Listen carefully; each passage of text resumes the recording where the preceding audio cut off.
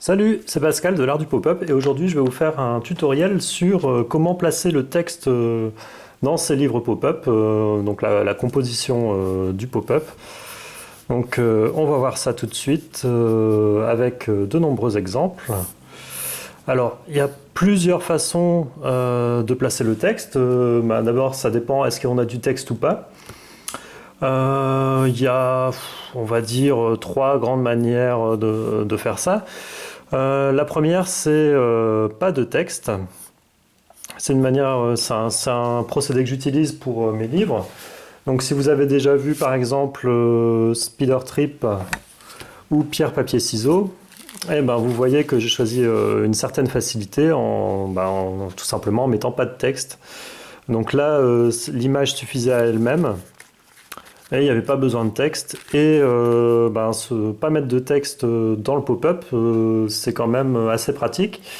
Comment on fait? Donc, on fait le pop-up, on fait toutes les pages à l'intérieur sans texte, et ensuite, si on veut rajouter du texte, on le met uniquement sur la couverture.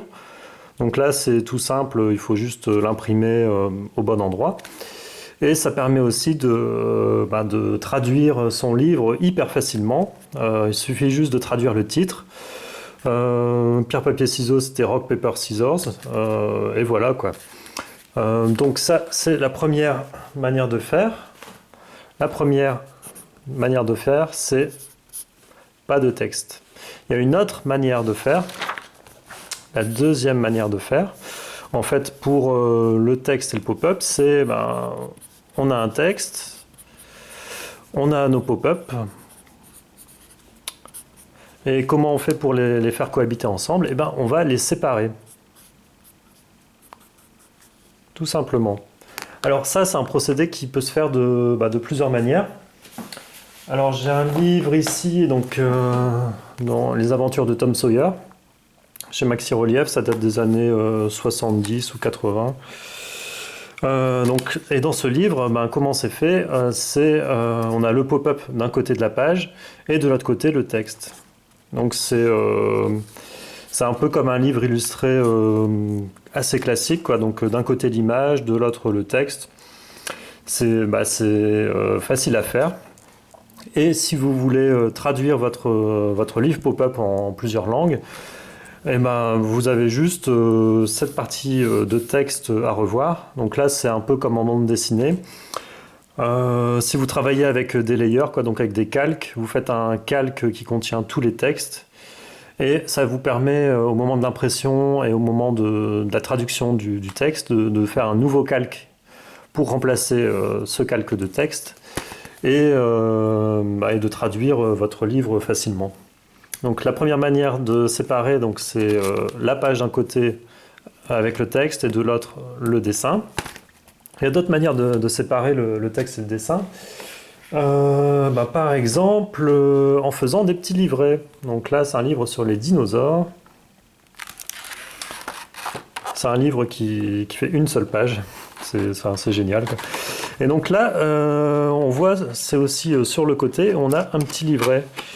Notre pop-up occupe tout l'espace et comme on a pas mal de texte, on va mettre un livret ici et on peut rajouter des images et ça marche super bien, quoi. Voilà, donc ça c'est pratique si vous avez du texte, des explications. Donc ça peut être pour des adaptations de romans en pop-up ou des livres documentaires. Là où il y aura du texte, un petit livret sur le côté. Ça marche bien. Ça a été fait aussi sur un pop-up qui est un peu plus récent et un peu plus connu. C'est Alice au Pays des Merveilles de Robert Sabouda. Donc là, on a les pop-up qui sont toujours aussi gigantesques, tellement grands que ça sort de la vidéo. Et sur le côté, on a un petit livre. Donc là, je vous invite à regarder, il y a un petit coin ici pour bloquer les pages de ce mini-livret. Voilà. Et le petit livre permet de mettre le texte, pas en version intégrale quand même, parce que c'est Alice au Pays des Merveilles, c'est un roman et ça prend de la place, mais de mettre quand même certains passages de 3-4 pages assez facilement. Et on peut même, dans ces petits livrets, ajouter un mini pop-up ou des illustrations pour agrémenter tout ça, quoi. Voilà, et il y a une troisième manière de faire. La troisième, c'est de mettre le texte sur le pop-up. Alors ça, c'est un peu plus délicat. Mettre le texte sur le pop-up, c'est prendre des risques. Parce que si on veut traduire son livre en plusieurs langues, comment on fait? On doit revoir aussi est-ce que ça va être de la bonne longueur dans le pop-up? Est-ce qu'il y aura assez de place?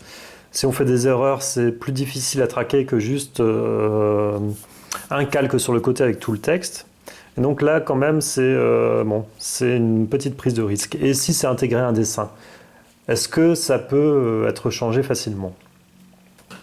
Alors, ça peut le faire. Si on prend par exemple Je t'aime, il y a un pop-up géant ici qui va encore dépasser de la vidéo. Voilà. Où là, on a plein de textes. En fait, c'est Je t'aime pas dans toutes les langues, mais presque. Et là, on n'a pas le souci de traduction, vu qu'on a toutes les langues, c'est déjà traduit. Et il faut jouer sur la typographie pour l'intégrer au pop-up. Et là, il faut vraiment... faut bien rajouter au travail de composition un travail de typographie, de choix de la bonne police de caractères pour que ça aille bien avec les volumes. Donc ici, vous voyez, ça fait un peu écrit comme si c'était à la craie sur fond noir et c'est super sympa et ça marche bien. Mais parfois, on peut aussi avoir des erreurs qui apparaissent. Alors, et j'en ai repéré une dans la liste au Pays des Merveilles. Donc, toujours sur cette première page. Si on a... voilà, c'est ici. Je le bouge un peu. Donc, c'est Bois-moi et mange-moi qui était sur la petite bouteille et le petit gâteau. Donc, pour la petite bouteille, en fait, c'est intégré à l'étiquette. Et ça a été facile à changer. Mais pour mange-moi... c'était sur le gâteau et c'était écrit dans le dessin, quoi. Eat me en anglais. Et ça n'a pas été traduit. Donc voilà, ça c'est un petit défaut de ce livre.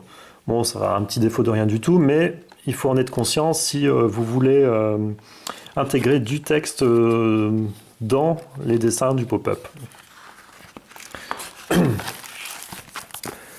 Voilà, et qu'est-ce qu'il me reste à vous dire? Ouais, il y a un petit bonus. Alors, le bonus, qu'est-ce que c'est? Si vous voulez voir vraiment plein de manières différentes et originales d'intégrer du texte à un livre pop-up, ce qu'il faut, c'est les livres documentaires. Alors, les documentaires, par exemple sur les dinosaures, les chevaliers, le corps humain, les documentaires, quelle est leur particularité?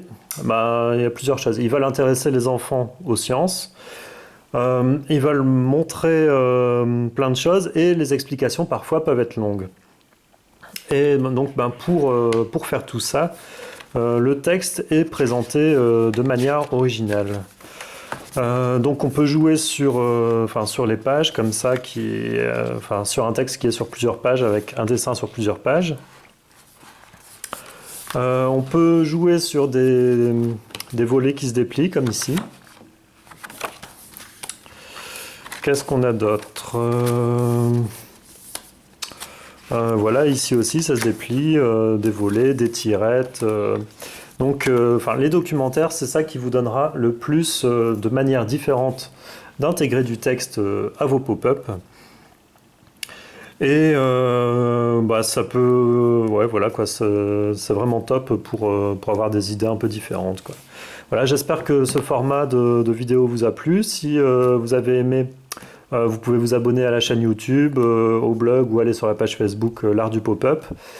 Et n'hésitez pas à donner des commentaires. Et je vous dis à bientôt sur l'art du pop-up. Et d'ici là, à vos scalpels. Allez, salut!